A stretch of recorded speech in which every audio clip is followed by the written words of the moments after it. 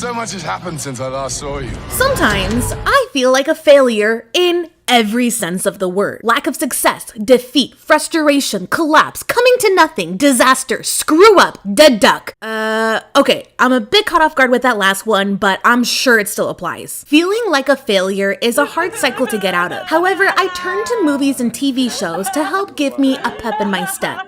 It may sound silly, but I let my mood be affected by things I watch. And me being as emotional as I am, I'm not sure if that's a good or a bad thing. I've been infatuated with consuming content like movies and TV shows the majority of my life, and have found that if I need a good cry, I'll put on a sad movie. I need a good laugh, I'll put on a funny show. Or if I just need to be emotionally picked up and cradled, I go on a hunt for anything that makes me try to smile nonstop.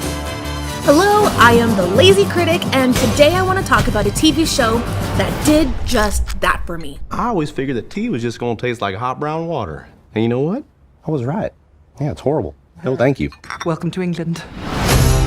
The positivity that sprouts from this show is overwhelming. I felt so good after each episode. I was left with the feeling that I can take on the universe, and all I needed to do to make that happen was Ted Lasso's positivity. It's crazy how a silly little sketch on NBC... Hey, that's... Wow, 3 points! No points. No points. Why not? It's gotta go in. Come on, Rob, you gotta get it in there to get 3 points. 1 point. They got like an application for a phone. I can learn the rules. What are these, trust exercises? could turn into something like this. If his brain was on fire, I wouldn't piss in his ear. Well, hey, you don't need to be best friends to be great teammates. Think about Shaq and Kobe, right? Lennon and McCartney. Heck, even Woody and Buzz got under each other's plastic. Wasn't Woody made out of cloth? Yeah, I appreciate you, neighbor. Now's not the time. Other than myself, the biggest culprits of being infected with Ted Lasso's positivity is Nathan, Roy, and Rebecca. Each of these characters spend significant time with Ted Lasso that inspired them to take a hint of his keep moving forward attitude and apply it to their own life. Take Nathan, for example. Hello.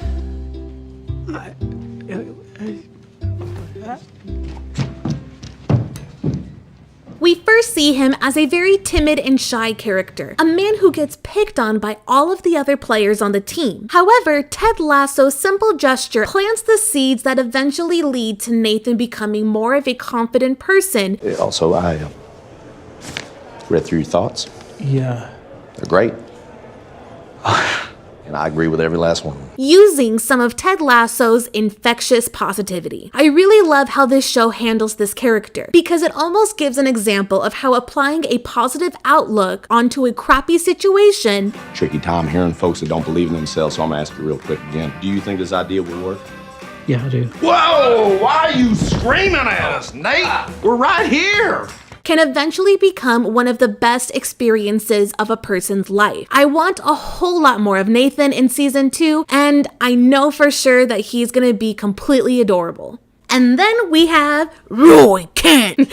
Roy puts up a big fight trying not to become infected with Ted Lasso's positivity. The Diamond Dogs have struck again. Little pricks.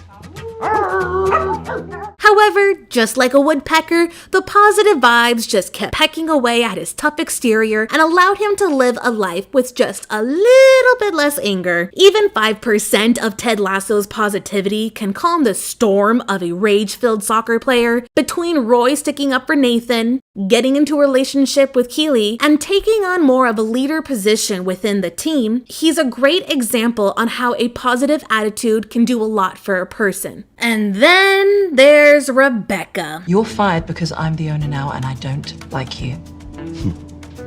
Now do piss off, you fat twat.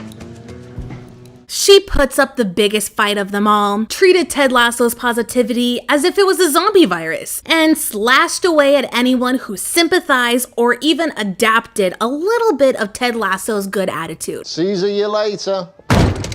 Oh. Yes. Yes.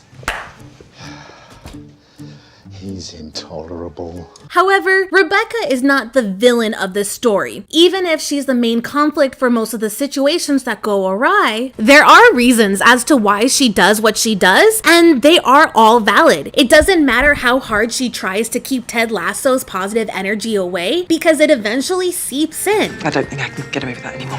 Sure you could. Passion's all about confidence. You know, if I didn't have any confidence, I never would have worn pajamas to my prom and ended up in jail the rest of that night, but you don't want to hear that story, so I ain't going to. Nathan, Roy, and Rebecca were not the only ones to have been inspired by Ted Lasso, but by episode 10, these three experienced the biggest growth from how they were portrayed at the beginning and who they became at the end of the season. Let's be sad now. Let's be sad together, and then we can be a gosh darn goldfish. Onward, forward.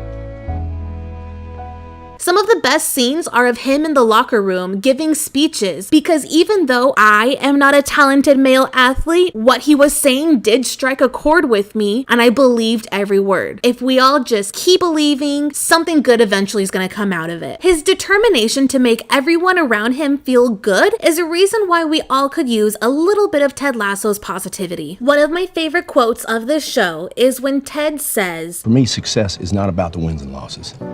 It's about helping these young fellas be the best versions of themselves on and off the field. he guides his team to victory by helping them grow as human beings, allowing them to have a taste of what positive attitude can do for a person. Being happy is achievable as a player, but also as a person. His coaching does wonders to those in his team, and the dedication he has for each person is prominent and beautiful. Yes.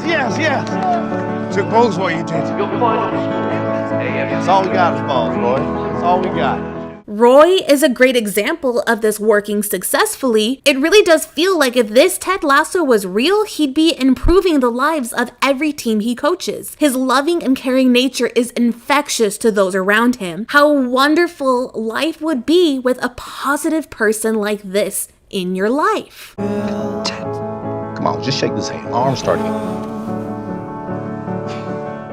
Ted is a human being with flaws and still manages to keep a positive attitude. His character may have a blinding light of hope, but he shares his wounds in more than just one scene throughout this whole season, and it grounds his character from being just another frivolous force of positivity. While watching the first episode, I do have to admit I had the bias of the original sketch fresh in my mind, and while I did think it was funny, I thought this show was going to take more of a kicking and screaming approach to the storytelling, and to my surprise, it actually took more of a positive Disney sport movie where the message keep moving forward solves everything, which Rebecca got to see firsthand when Ted Lasso saves the day with darts against her evil husband Rupert, who is actually insufferable. He's a jerk at every moment and seems like he's actually trying to crush Rebecca's soul and frame the remnants to laugh and gawk at. This guy is a true villain, and I actually feel bad for the actor. He did such a good job of making this character be the actual worst, and I don't think I can see Anthony Head in any other movie or TV show without immediately thinking of this. He has 123 credits on IMDb, but now after this show, all I see is 123 versions of the evil Rupert minion. But once again, positivity and Ted Lasso saves the day and steals my heart along with it, as well as Rebecca's heart and the heart of each character inside of this bar. Who would have thought that a silly sketch from 7 years ago could become into this wonderful TV viewing experience? The only bad thing I could say about this show is it being an Apple TV product, as it's not available to stream anywhere else. I love my Android, but this show is worth the 7-day free trial Apple TV offers. I just spent the whole Sunday watching all 10 episodes. I promise you, it can be done. The sheer positivity this show brought to me, it was really refreshing. So I have a question to those who may have actually seen this show. Would you agree that it's a pick-me-up kind of show, or did it do something different for you instead? Am I giving it too much credit than it deserves? Well, there we have it. Thank you for watching, and I hope you have a wonderful day.